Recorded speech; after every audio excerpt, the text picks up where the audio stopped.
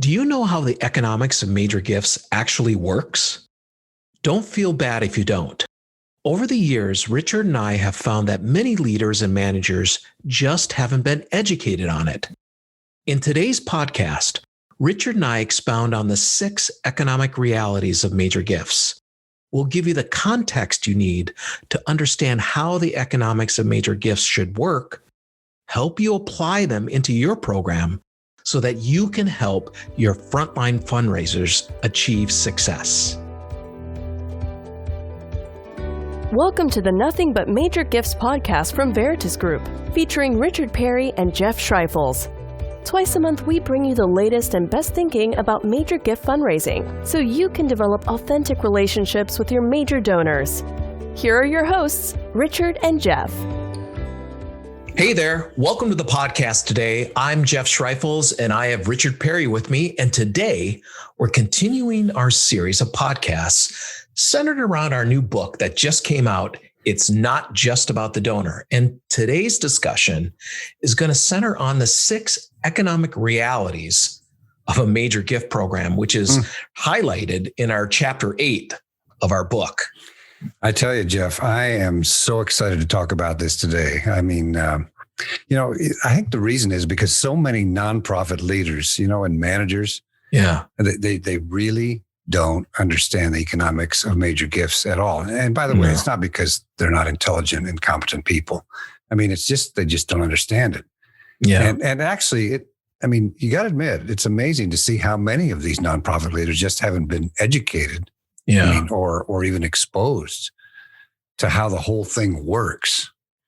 And the net result of all of that is it's actually preventing donors from expressing their passions and interests. I know. And supporting the mission, Exactly. So let's unpack these 6 economic realities so that we can help these leaders and managers have the context for how major gifts really works. Mm-hmm. So let's start with the first one. And it's a big one.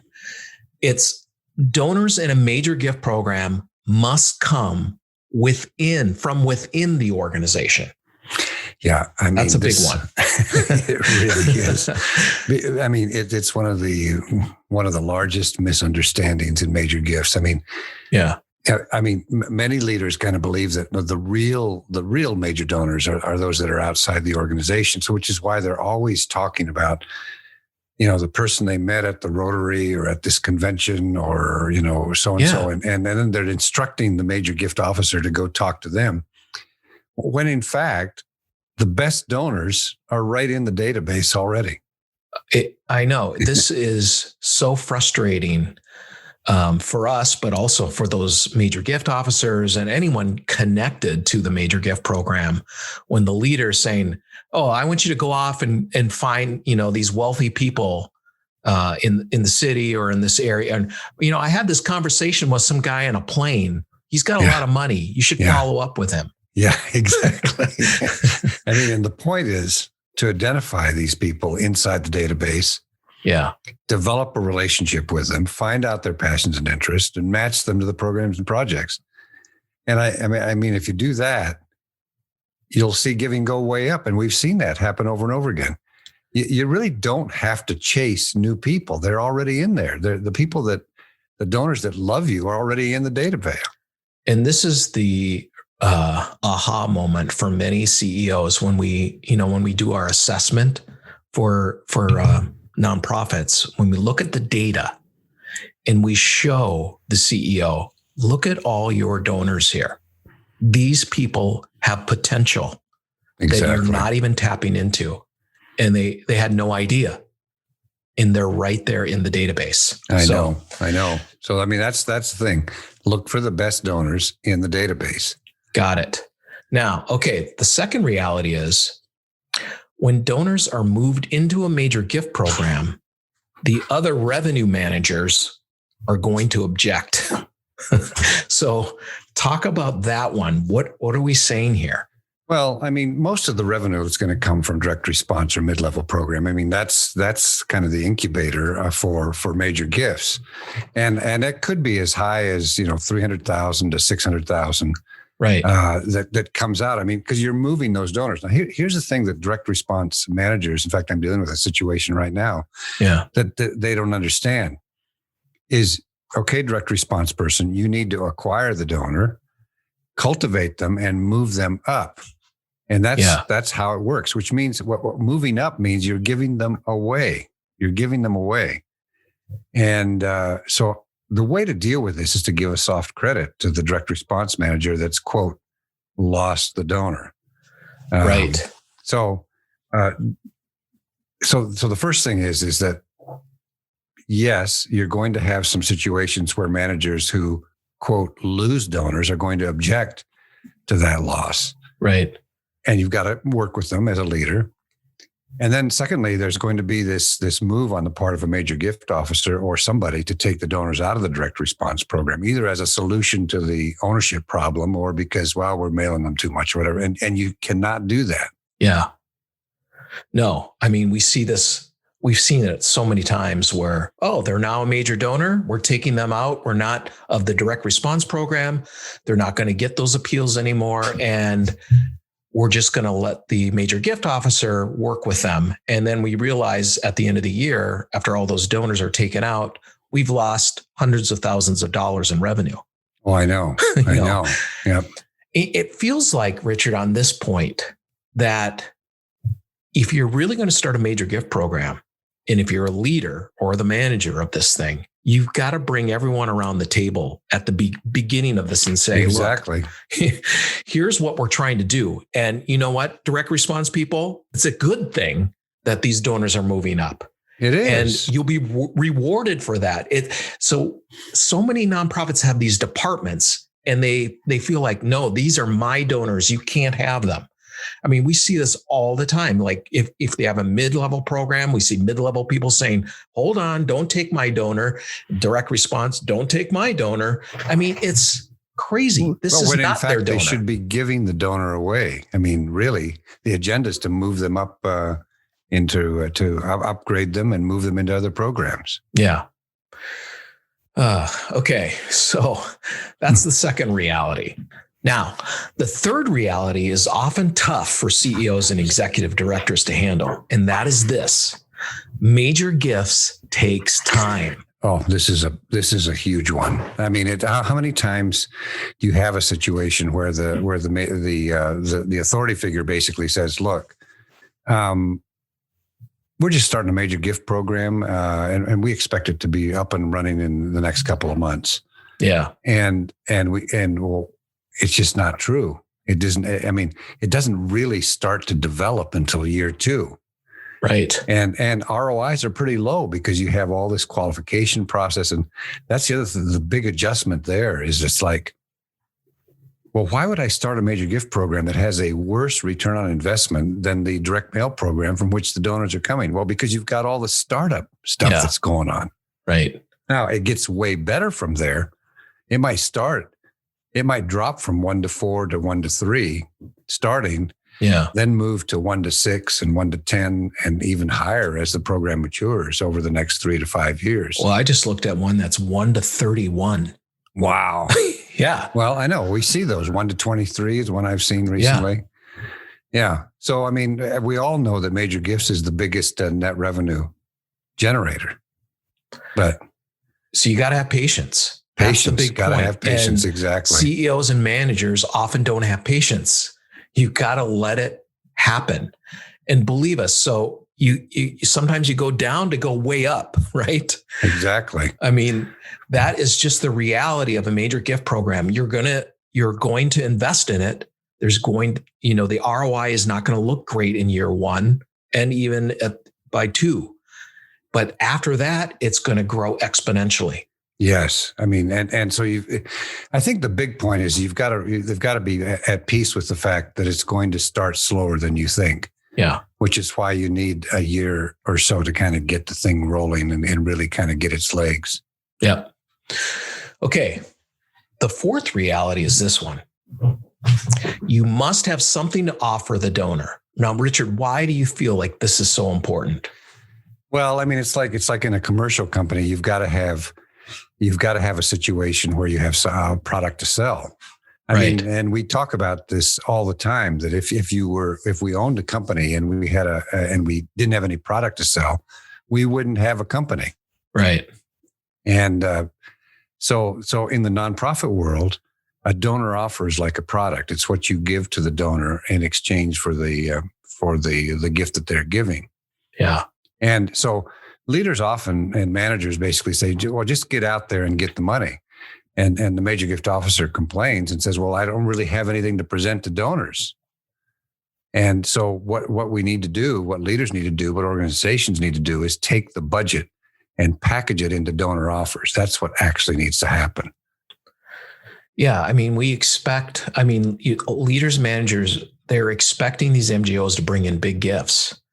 But, if they're not equipping them with these offers, it's basically like, so you're asking me, if I'm the MGO, to get a 6 or 7 figure gift for general operating. It's not going to work. Or just because they love the organization. Yep, exactly. You will not get those big gifts. And that's why we see, when we look at data, we see all kinds of donors who give the same amount every year, like 5,000 or smaller gifts, who have the capacity to give much bigger gifts. But no one's asking them for those bigger gifts. Well, and you don't have something to present to them to actually capture their imagination and their intellect and their motivations and passions. So we've seen a number of situations where a $5,000 donor, when they're presented with a proper donor offer that matches their interests, gives $4 million. Right. Or a 5,000 or a 1,000 donor gives 125,000. Yeah. We've seen numerous situations like that, Jeff. And that's what there's something that happens when you package the budget into donor offers and you give the major gift officer something to present to donors that actually matches their passions and interests. Yeah. I mean, it's a fact. Yep. Okay. Now this one is a bit of a surprise to leaders and managers, but our fifth reality is only a few donors will give transformationally. Yeah, this is absolutely true. I mean, if you think about the mid-level program and being an incubator for major gifts, think about major gifts sort of like being an incubator for the few donors who will give transformational gifts. Right. I mean, it's not like they all will. Right. And by transformational, we mean 6-7 figures. I mean, big gifts. I mean, here's the idea that over time, the major gift officer will be able to know his or her donors so well that they can actually say, well, okay, here's one that will give a transformational gift. And so then they give them the time and attention needed to help the donor, invest in that desired large gift. Right. So for instance, if you have a full caseload of 150, you might have 8 to 10 that can give 6-7 figure gifts. I mean, and actually it might be a lot less than that. I mean, I'm satisfied if it's just 2. So that's a surprise, I think, to a lot of leaders and managers, because they think, well, if you're cultivating these major donors, we're going to see, half of them give these big gifts. No, you're going to see 1, 2, maybe 3. That's it. Yeah. Yep. So that's a reality that has to set in with managers and executives. I know.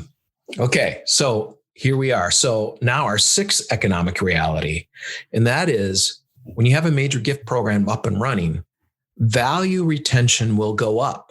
And this is really important, Richard, because I want you to tell your story about the CEO who couldn't get this in his head and why we focus so much on value retention. Well, so we've talked about the fact that on average, if you take a cohort of donors, those same donors will give, if they're unmanaged, will give 40 to 60% less than they did the year before, the whole group. Yeah. Not every donor, but the whole group. Right. And so I was explaining this to a CEO of a large organization, and he says, well, look, what I want is new money. I want to see new money coming in from new donors. And I was explaining to him that, well, we're not going to get any new donors. We're going to, like our point earlier. Yeah. The good donors are going to come from the database. So we're not getting new donors.